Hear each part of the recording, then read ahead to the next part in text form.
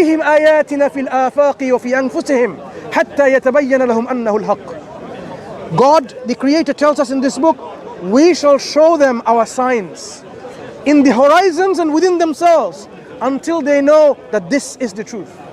Because the book has to tell you and convince you it's from God, right? Otherwise, you might pick a Harry Potter and say, this is from God. Quran convinces people when they read and investigate it that it has to be from our originator, our God.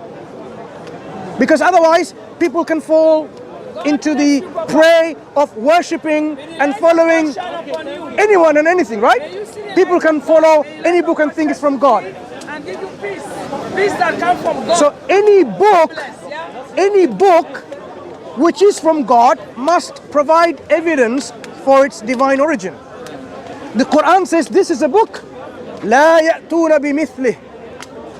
No one can imitate it. No one can bring anything like it. For the 1440 something years has passed, no one is able to bring a chapter like the Quran. Why is it so impossible? Shakespeare can be imitated, Beethoven can be imitated, but the Quran cannot be imitated in the style, in the linguistics, in the stylistics. So this is a hallmark, a seal from God that this is from Him. So that in your heart you know it's from God. That you know you're not being conned or deceived. That you're not being fooled. That you know that yes, when you use your mind and your heart and your critical thinking, you investigate, you explore, you know that this book indeed is from God. Then you will have the contentment and the peace in your heart to follow this book. You know, yes, I can surely follow this book of what it says to me, and I know what's going to happen to me because it describes me what's going to happen when I die. That it's not going to be the worms that will come and eat me only and that's it. There will be another life. God will recreate us again with another life. Some people used to think, even today, how can you be brought back to life again? When we are rotten, flesh and bones, how can we be brought back to life again?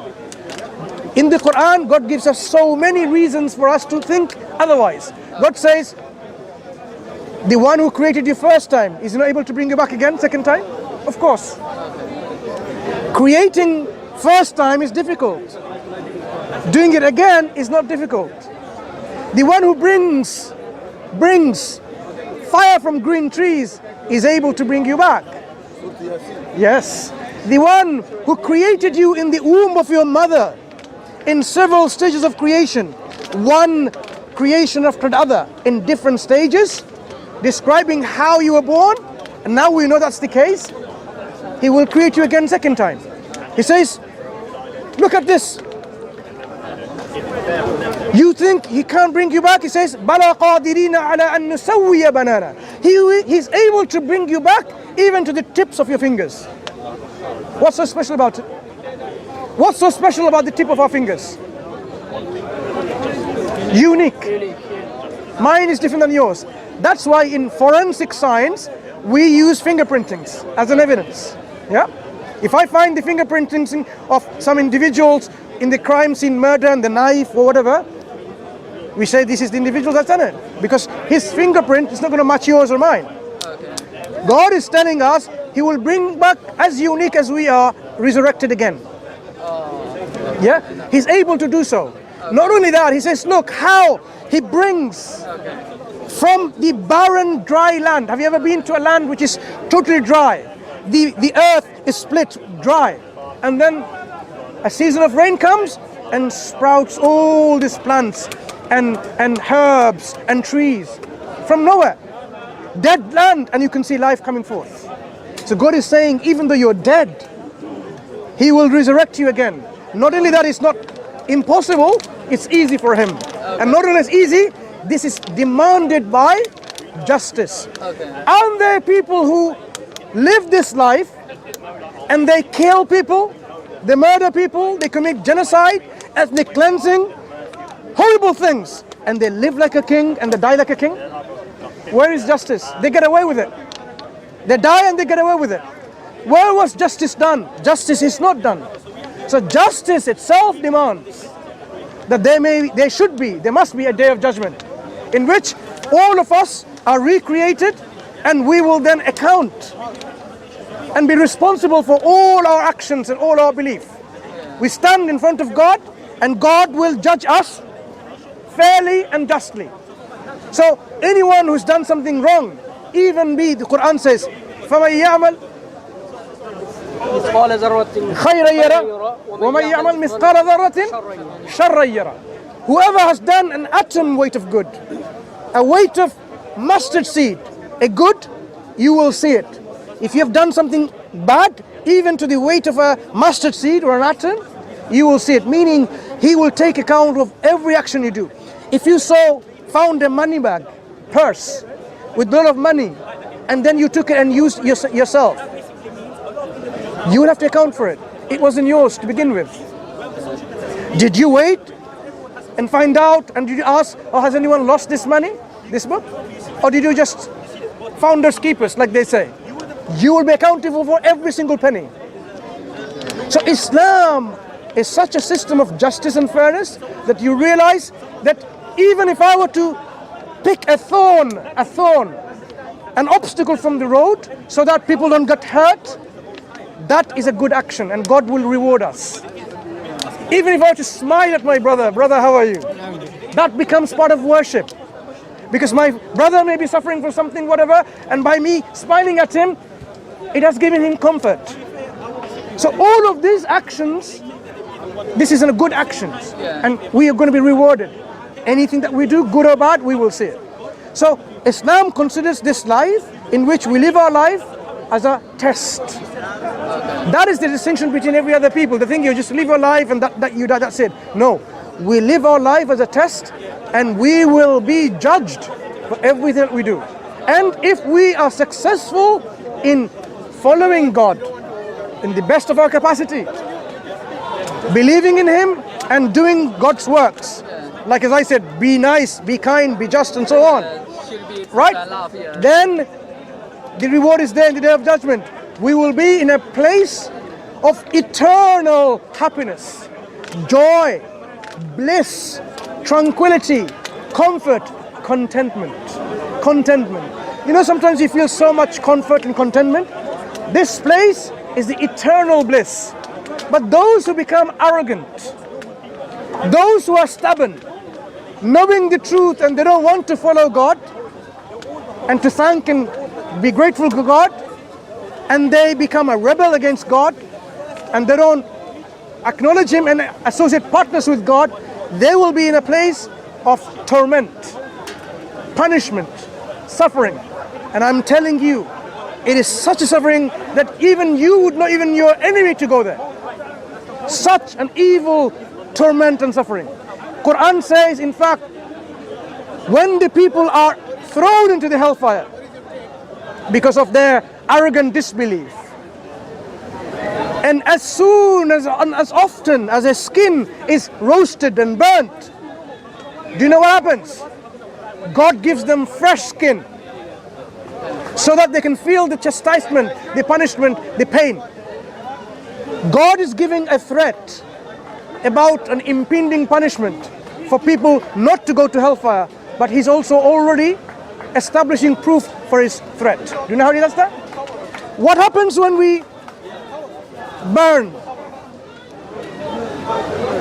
You have several degree burns. First degree burn, second degree burn, third degree burn. You know about that. When we burn, you can have a little bit of burn and you still feel so much pain, right?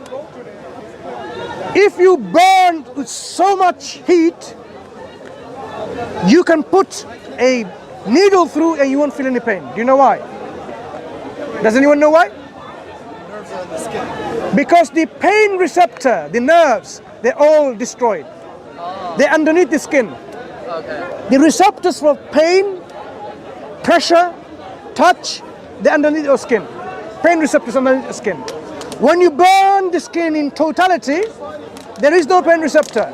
So even if you were to cut your hands, you won't feel any pain. Look what God says. As often as the skin is burned, He puts them on fresh skin. Why? Fresh pain receptors, fresh nerves, so that they can feel the pain. So some people may be clever and said, you know what, when I go to hellfire and I'm burnt initially, I would not be feeling any pain anymore. I'll be happy, I'll be okay.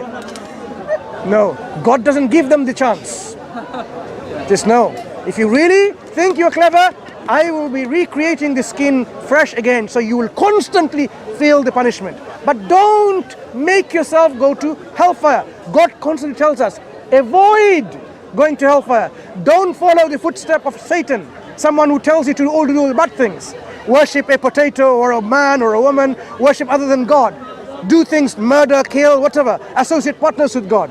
There are people who are whispered to do all of these things. God says, no, stop following this path. This is a path of destruction. But follow the path of the prophets and the messengers who came to tell you how to live your life and to be successful in this life and successful in the hereafter. That is the life the Quran describes to us, that how we can live our life. So a Muslim, the one who lived this life of Islam, you can be sure that this person is not going to lie to you. That's what a Muslim means. Someone who practices no lying, no cheating.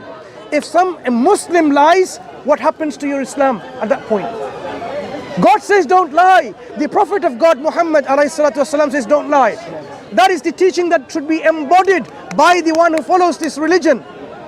So if a practitioner of Islam, you would know that this person is not going to oppress me, is not going to cheat me, is not going to commit any injustice to me, is going to be sincere, is going to be kind, grateful, is going to be pleasant to work with, is going to be someone who is going to be always fair and always just, someone who's not going to, with his greed, loot my wealth. He's not going to do that. Instead, he's the one who's going to offer me the support and the help that I need. We are required by God's divine law, if we have a certain amount of wealth, 2.5% of our surplus wealth, we are obliged, mandatory on us, to give it to the poor. It's their right. We can't look down on the poor. They have a right on our wealth. Imagine that. The poor people have a right on our wealth. It's like their money. If I have enough money, they have a right, we have to give it to them. When Islam was implemented, during the 5th Caliph, Abdul Aziz, he was trying to find people to give this charity to. He couldn't find people. That's how it is. He cannot find people to give this zakat charity to. Why? Because everyone was well off. Because of the Islamic economic system, in which we don't just hoard wealth, we distribute. We don't just do gamble, and we don't do interest and usury, where we totally enslave not individual communities but whole nation. Look how many nations are enslaved by this usury and interest system. The banks, they give you loan, give you £1,000 or £50,000, and how much do you have to give in return? 15.9%. So much more. Just think about it. If I'm in need, say something happened to the roof of my house, I need to rebuild it. I need money, but I don't have it. I go to you, my friend. I need some money. Either you give it to me, or can you lend me some money? If you are a kind person, you would say, no, okay, there is this money that we need. Give me the money back again after a certain time, once a time. You would not say, okay, here is £10,000, but give me £20,000. What would that say? You are greedy. You are not only greedy, you are an opportunist. Not only you're an opportunist, you are victimizing a vulnerable individual who's in need. You have been doing what we call exploitation of my need. You're exploiting my vulnerability, and you're making money and profit. When your kindness and generosity should be that you say, you know what, £10,000, give me £10,000, 2 months, 3 months back later. I don't have that need for this money now. I have enough money. That's the kindness and generosity it should be. But look at the banking systems. They're all like that. So Islam says God and His Messenger has declared war, battle against usury and interest, because it dehumanizes people. People is dehumanized. They are such that they become so greedy and exploit. They become greedy and so, exploiting in their nature that it's not that they're not even decent human beings anymore, right? So Islam brings about a system in which people can still be human beings with empathy and sympathy, kindness and generosity. Yeah, that is the teaching. That is the teaching of Islam, where your heart and your mind would say, that makes sense. That is something that I would like to follow, because that is the most ideal way of following our life, living our life. That is the standard that we should uphold. The standard of living should be a standard in which you don't look down upon people or a community. You know what the Quran says about race, ethnicity? The Quran says God created human beings in different languages and colors, in communities, so that we can recognize each other. Not that we despise of each other, so that we can لِتَعَارَفُوا, so that we can recognize each other. And I will explain what this means in a second. And the most honorable, إِنَّ أَكْرَمَكُمْ عِنْدَ اللَّهِ أَتْقَاكُمْ, the most honorable, most best person among you is not the one who is most wealthiest, is not the one who is white or black or Chinese or Pakistani or Indonesians, whatever. It's not the one who is beautiful. The most honorable individual in the sight of God is the one who is pious, God conscious, the one who is righteous. So the distinction between our races, because you know what, I am from a higher race called the Aryans. No such thing in Islam. No such thing as a superior race called the Arabs and the non-Arabs. Prophet Muhammad sallallahu alaihi wasallam, you know what he said in the last sermon? He says, hear this clearly, there is no superiority of an Arab over a non-Arab. An Arab is no superior, no greater, no better than a non-Arab. And likewise, a black person is not greater, superior, better than a white person. And so is a white person not better, greater than a black person. So the distinction between black and white, the rich and poor, all dissolves around it. Islam doesn't just teach that, it demonstrates that in practice. Do you know how it does that? 5 times a day we pray. Muslim men go to a mosque. Do you know what we do in the mosque? We stand side by side. He may be the king or the president. I may be a cleaner of the streets. He may be an emperor, whatever. He may be so rich. All of us stand in one line, shoulder to shoulder, with making no difference between us, praying to God, saying we are all equal in the sight of God. Not only that, the greatest gathering on earth is called the Hajj, pilgrimage. That is going to be in about what? 2 weeks? Do you know what you will see? You will see a practical demonstrations how the unity and brotherhood or the sisterhood of humanity, where every human being, every male, for example, will wear 2 pieces of clothes, not sewn together, stitches. 2 pieces of clothes, he will wear the same, I will wear the same. He may be the king of Saudi Arabia. Because of security reasons, he might have guards, but technically I can stand in front, next to him, side by side, and pray to God. Same clothes, nothing else. 2 pieces of clothes on our body, making sure that we don't demonstrate any kind of distinction and differentiation between who we are in the eyes of God.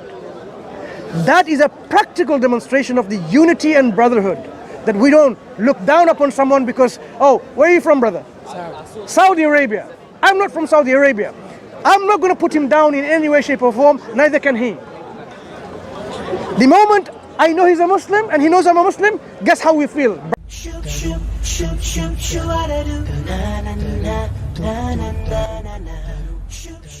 إذا أعجبك الفيديو لا تنسى الإعجاب والتعليق، ولكي يصلك كل جديد اشترك الآن.